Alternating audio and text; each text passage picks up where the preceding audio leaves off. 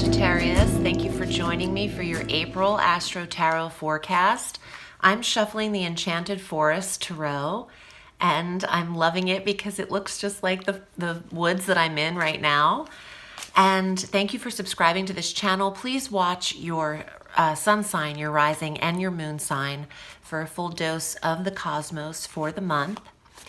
On the 3rd of April, Venus transits into the sign of Gemini, and she remains there through August 7th. She's there for an extended period of time because she retrogrades on May 13th through June 25th, and then remains there through August 7th direct in your 7th house. Gemini is your polar opposite sign, and that's your soulmate sector. So Venus in the solar 7th house for you is all about attracting the right partnership and marriage into your life.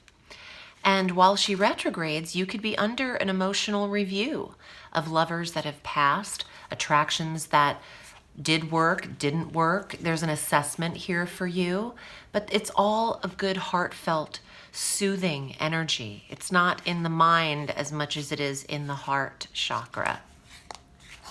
On the 4th of April, Jupiter and Pluto make an exact conjunction at 24 degrees of Capricorn. And this conjunction is large energy, which is Jupiter, expansive, magnificent grandeur, and Pluto is loss and endings and harshness and intensity. It's in the 2nd house. So the 4th of April is not the day to gamble, to bet, to purchase large equipment or devices. It's not a day to take a risk regarding your finances, and you might not feel confident that day. The 2nd house has a lot to do with how you value yourself and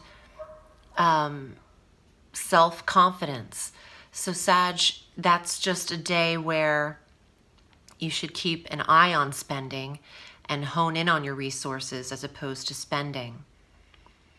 You'll feel guilty about it, is what I'm getting. There's a guilt with Pluto as well, and a big guilt with Jupiter involved. On the 7th, the full moon is at 18 degrees of Libra, bringing an awareness and culmination into your 11th house of goals and completion of goals. Some of you have closed the door on some friendships that are not making it through all of 2020 with you, and that's okay. There's a time for every connection, and some of it isn't lifelong. I think that you can check off some bucket list goals as well mid-month with the full moon in the 11th house, and set some new ones by the 11th of April. Mercury enters Aries on the 11th through the 27th of April, and your 5th house of creative endeavors, projects, children, romance, and fun is affected by the communication planet. This is really good for dating online or for using technology to gain your next attraction. And there's a passionate energy to Mercury here regarding connecting with your children and becoming passionate about what they're doing in their lives and expressing your emotions to them, your feelings to them, your heartfelt feelings with the 5th house. On the 19th, the sun enters Taurus, and this is your health sector. Additionally, on the 22nd, our new moon is at 3 degrees of Taurus. So there is a new awareness and a fresh start to your regimen, your daily routines, your commitment to health and diet, how you work, the maintenance of your body and the physical habits you form. This is affording you a great start in your physical commitments to yourself and with yourself. If you haven't done so already this year, getting nutritionists, personal trainers, people that can assist in diet and routine, getting your health tribe in order is works for you on the 19th through the end of the month. Let's see what's here in your tarot for the month of April. Sag, if you'd like a private reading with me, I'm at audreyalison.com. I do have 2 collaborations that I wanted to tell you about on my front page on my website. There are the spring equinox bracelets available from Melissa Accessories, and also with Mother House of the Goddess and Marissa McCall, there is the Spring Goddess Planner of 2020 available. You can check both of those out. Here are your cards, Sagittarius, for the month. That's you.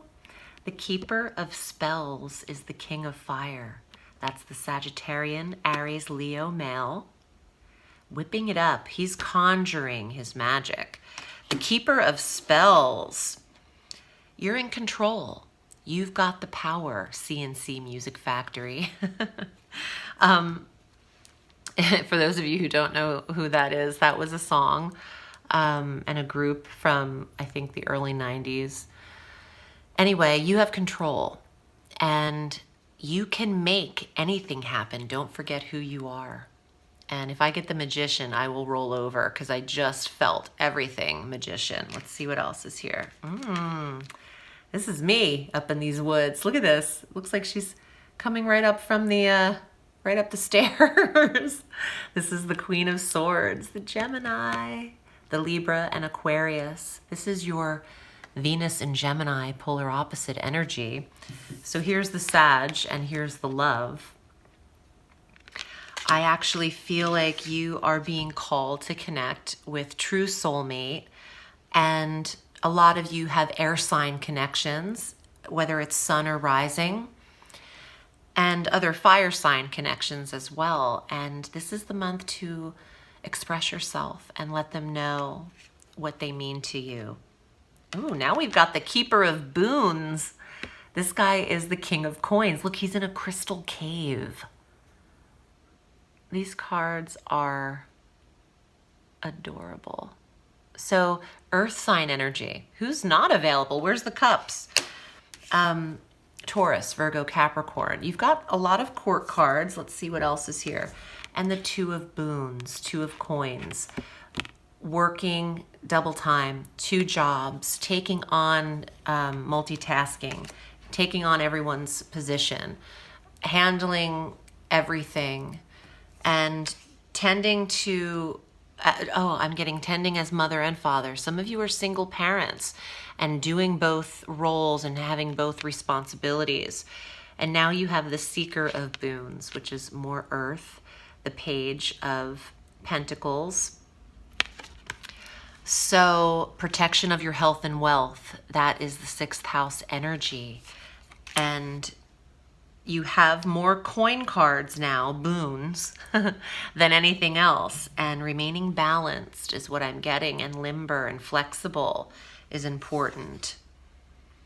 Yes, and your last card is Strength. Look at that.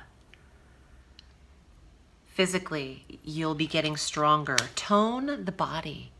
Commit to a routine or regimen with the assistance of someone that knows what they're doing. And watch yourself create a new form of yourself, is what I'm hearing. Wow. You have planetary assistants working with you for the betterment of your health this month, with the sun and our new moon there, effective the 19th and 22nd.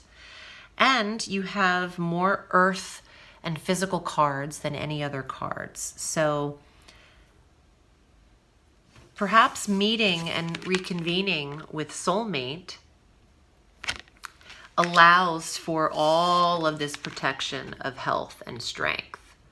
Everything turns green in the tarot right after these two. And green in the physical body is the heart chakra and the 5th chamber.